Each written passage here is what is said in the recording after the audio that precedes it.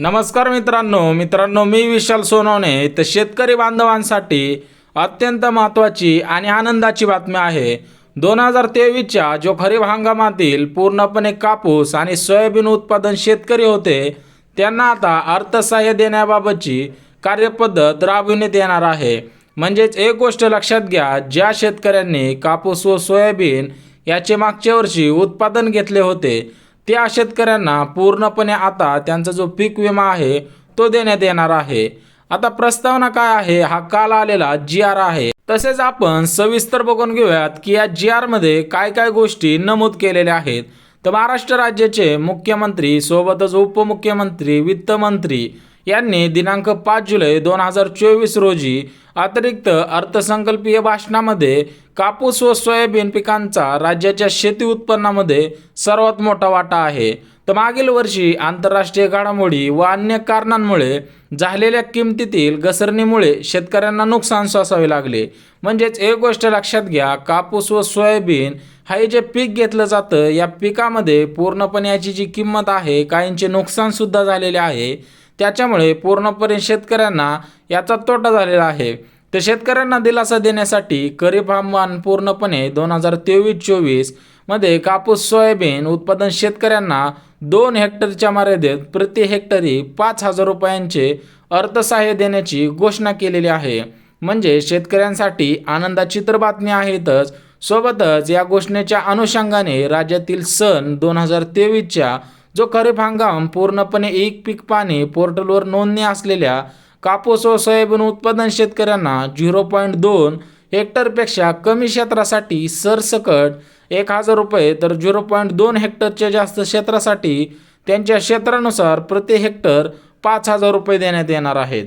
म्हणजेच एक गोष्ट लक्षात आलेलीच आहे की पूर्णपणे कापूस व सोयाबीन हे जे शेतकऱ्यांनी घेतलेलं आहे मागील वर्षी त्यांचं जे नुकसान झालेलं आहे, सोबतच कापूस व सोयाबीन यांच्या किमतीमध्ये भरपूर प्रमाणामध्ये जी वाढ झालेली होती ती सर्वात कमी मागच्या वर्षी झालेली आहे। म्हणजे त्याचा जो भाव होता तो सुद्धा कमी झालेला आहे।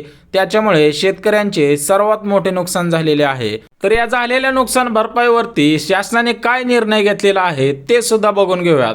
तर राज्यातील सन 2023च्या जो खरीप हंगामातील एक पीक पाणी पोर्टलवर नोंदणी असलेल्या कापूस व सोयाबीन उत्पादन शेतकऱ्यांना प्रति पीक 0.2 हेक्टरपेक्षा कमी क्षेत्रासाठी सरसकट 1,000 रुपये। तुम्हाला सांगितल्याप्रमाणे जर तुमच्याकडे 0.2 हेक्टरपेक्षा कमी क्षेत्र असेल तर तुम्हाला 1,000 रुपये मिळणार आहेत। पण 0.2 हेक्टरपेक्षा जास्त क्षेत्रासाठी त्याच्या क्षेत्रानुसार प्रति हेक्टर 5,000 रुपये देण्यात येणार आहे। म्हणजेच एक गोष्ट लक्षात घ्या, 0.2 हेक्टर असेल तर सरसकट 1,000 रुपये दिले जाणार आहेत। परंतु 0.2 हेक्टरपेक्षा जेवढं पण तुमची जमीन असेल, जेवढं पण तुम्ही उत्पादन घेतलेलं असेल तेवढं तुम्हाला 5,000 रुपये प्रति हेक्टरनुसार देण्यात येणार आहेत।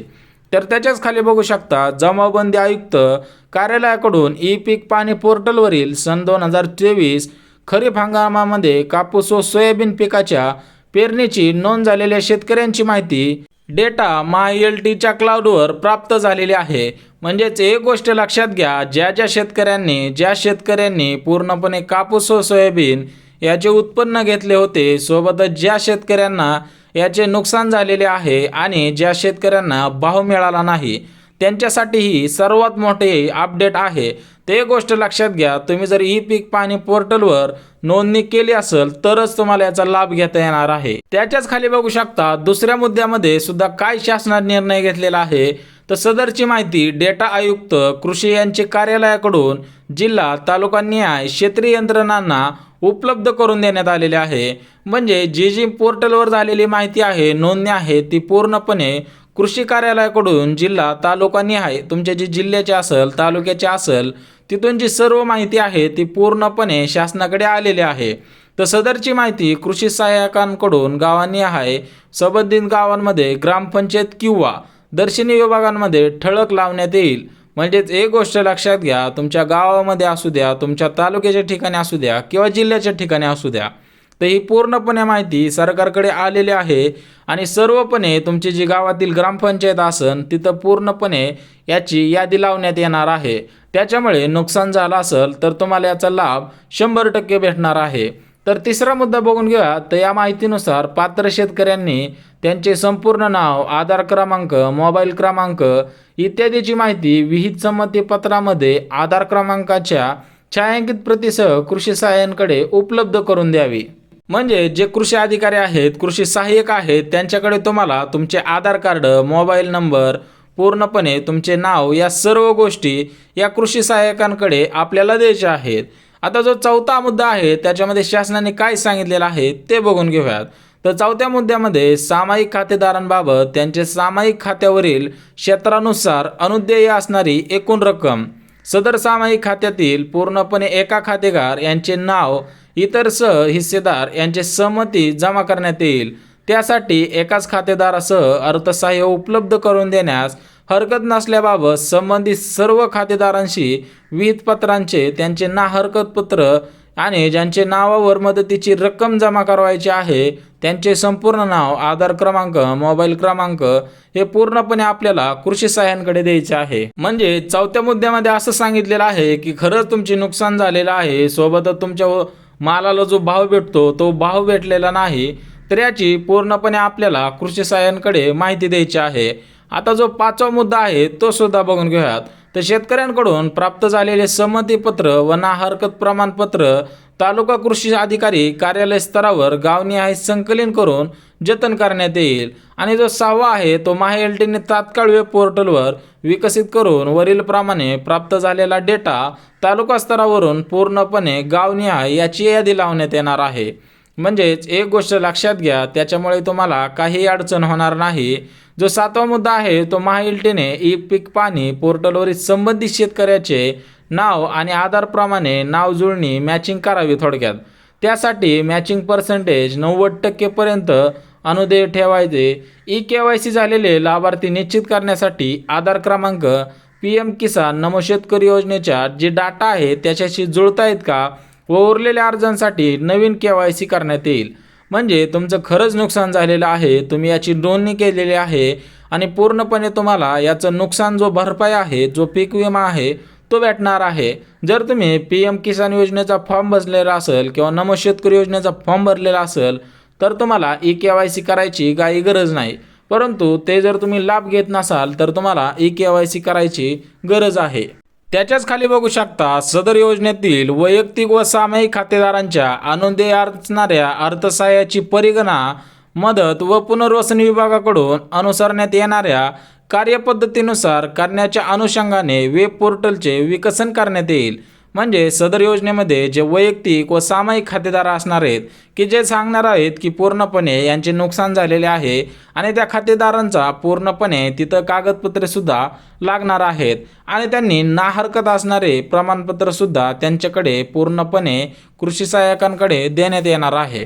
उदाहरणार्थ एक शेतकरी किंवा खातेदार यांच्याकडे सोयाबीन 2 हेक्टर आणि कापूस 2 हेक्टर क्षेत्र असे एकूण 4 हेक्टर क्षेत्र असल्यास त्यांची प्रतिपीक 2 हेक्टरच्या मर्यादेत ₹5,000 प्रति हेक्टरनुसार दोन्ही पिकांचे मिळून एकूण ₹20,000 अर्थसहाय्य अनुदेय राहील. म्हणजे लक्षात तर तुमच्या आलंच असेल, पूर्णपणे याचे अर्थसहाय्य हेक्टरनुसार देण्यात येणार आहे. त्याच्याच पुढे बघू शकता 8वा मुद्दा. तर कृषी सहाय्यक, तालुका कृषी अधिकारी, जिल्हा अधीक्षक कृषी अधिकारी व सर्व संबंधित अधिकारी त्याच्याबरोबरच कर्मचारी यांना या संपूर्ण कार्यपद्धती व वेब पोर्टलचा वापर इत्यादीचे अभिमुख देण्यात येईल. पूर्णपणे कृषी सहाय्यक असतील, कृषी अधिकारी असतील यांच्याकडे पूर्णपणे आपला डाटा द्यायचा आहे. आता जो 9वा आहे त्याच्यामध्ये महाएलटी कडून तयार झालेल्या पोर्टलवर संबंधित कृषी सहाय्यकांना लॉग इन ॲक्सेस देऊन याद्वारे कृषी सहाय्यकांना त्यांच्याशी संबंधित गावांचा डेटा माहिती भरवण्यासाठी उपलब्ध करण्यात येईल. जो 10वा आहे तो कृषी सहाय्यक वेब पोर्टलवर शेतकऱ्यांचा आधार क्रमांक, मोबाईल क्रमांक आणि नाव पूर्णपणे प्रविष्ट करण्यात येणार आहे. आणि जो 11वा आहे सदर माहिती तालुका कृषी अधिकारी यांच्या लॉग इन मधून पोर्टल यादृच्छिक पद्धतीने तपासली जाईल व जिल्हा अधीक्षक कृषी अधिकारी यांच्याकडे पुढील कारवाईसाठी पूर्णपणे पोर्टलवरद्वारे पाठविण्यात येईल. आणि जो 12वा आहे तर सदर माहिती जिल्हा अधीक्षक कृषी अधिकारी यांच्या लॉग इन मधून पोर्टल यादृच्छिकद्वारे पूर्ण पद्धतीने तपासली जाईल व आयुक्त कृषी कार्यालयाकडे पुढील कारवाईसाठी पोर्टलद्वारे पाठवण्यात येणार आहे. तर एक गोष्ट लक्षात घ्या, जर तुमचं नुकसान झालं असेल, तुम्ही जर पोर्टलवर त्याची पूर्णपणे नोंदणी केली असेल तर तुम्हाला टेन्शन घ्यायची काही गरज नाही. आणि 13वा जो मुद्दा आहे तर प्रत्येक तालुक्यातील 2 गावांची माहिती व त्यांना अर्थसहाय्याबाबत उपविभागीय कृषी अधिकाऱ्यांकडून तपासणी करण्यात येईल. म्हणजे प्रत्येक तालुक्यातील 2 गावांची जी माहिती आहे ती पूर्णपणे कृषी अधिकाऱ्यांकडून पूर्णपणे तपासणी करण्यात येणार आहे. आता जो चौथा मुद्दा आहे तो सर्वात महत्त्वाचा आहे. तर आयुक्त कृषी यांच्याकडून पोर्टलद्वारे अनुज्ञेय अर्थसहाय्याची रक्कम राष्ट्रीयकृत बँकेच्या माध्यमातून संबंधित शेतकऱ्याच्या आधार लिंक बँक खात्यामध्ये वितरित करण्यात पूर्णपणे येणार आहे. म्हणजेच पूर्णपणे ही जी रक्कम आहे तुमच्या आधार कार्डच्याद्वारे तुमच्या बँक खात्यामध्ये जमा करण्यात येणार आहे. तुम्हाला सांगितल्याप्रमाणे आधार कार्ड हे आपल्याला बँक खात्याशी लिंक करण्यात येणार आहे किंवा करावं लागणार आहे, कारण हे पैसे DBTच्याद्वारे मिळणार आहेत.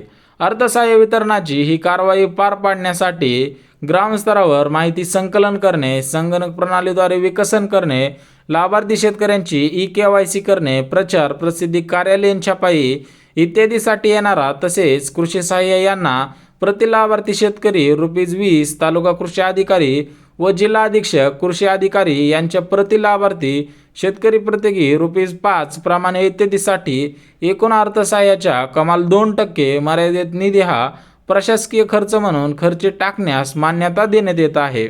सदर शासन निर्णय माननीय मुख्यमंत्री, माननीय उपमुख्यमंत्री, गृहमंत्री असे जे सर्व मंत्री आहे यांच्या मान्यतेनुसार या GR काढण्यात आलेला आहे. म्हणजे ज्यांचं खरंच नुकसान झालेलं आहे त्यांना पूर्णपणे याचे अर्थसहाय्य मिळणार आहे. त्याच्यामुळे काळजी करायची काही गरज नाही. जर तुम्हाला काय अडचण येत असेल तर मला कमेंटद्वारे सांगा, नक्कीच तुमच्या प्रश्नांची उत्तरे देण्यात येतील. जर माहिती आवडली असेल तर नक्की लाईक करा, सबस्क्राईब करा आणि ज्यांना गरज आहे त्यांच्यापर्यंत नक्की शेअर करा.